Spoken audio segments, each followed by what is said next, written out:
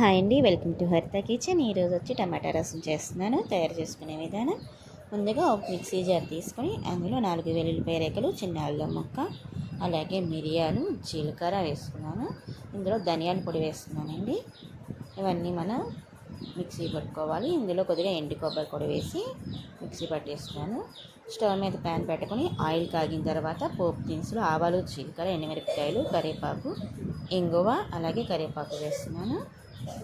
ఇవి కొద్దిగా ఫ్రై అయిన తర్వాత ఇందులో మనం 4-5 టమాటాలు తీసుకున్నానండి. మీడియం సైజ్ అయితే కనుక ఒక 5 టమాటాలు తీసుకుని, పెద్దవైతే 4 తీసుకున్నాను.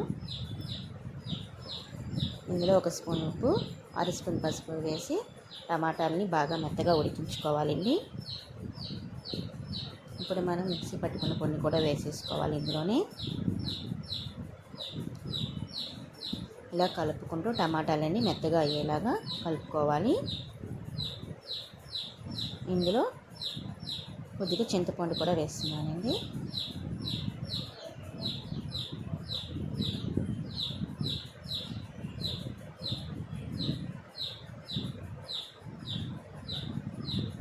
చూపిస్తున్న విధంగా టమాటాలన్నీ బాగా మెత్తగా అయిపోవాలి.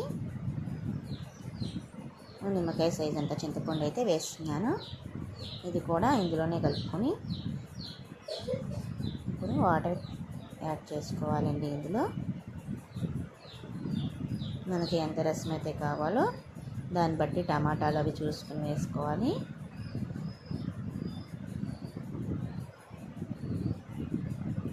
ఇలా ఒకసారి కలుపుకొని ఉప్పు, పులుపు సరిపోయిందో లేదో ఒకసారి చూసుకోండి. చాలాపోతే ఇప్పుడే యాడ్ చేసుకోండి. ఇందులో కొత్తిమీర వేసేస్తున్నాను. టేస్ట్ అయితే చాలా బాగుంటుందండి, తప్పకుండా ట్రై చేయండి.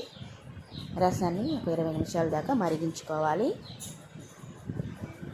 అంతే అండి, ఎంతో టేస్టీగా ఉండే రసం అయితే రెడీ అయిపోయింది. Thank you so much for watching. నా వీడియో కనుక మీకు నచ్చినట్లయితే నా ఛానల్ సబ్స్క్రైబ్ చేసుకోండి. అలాగే వీడియోకి ఒక లైక్ కూడా చేయండి.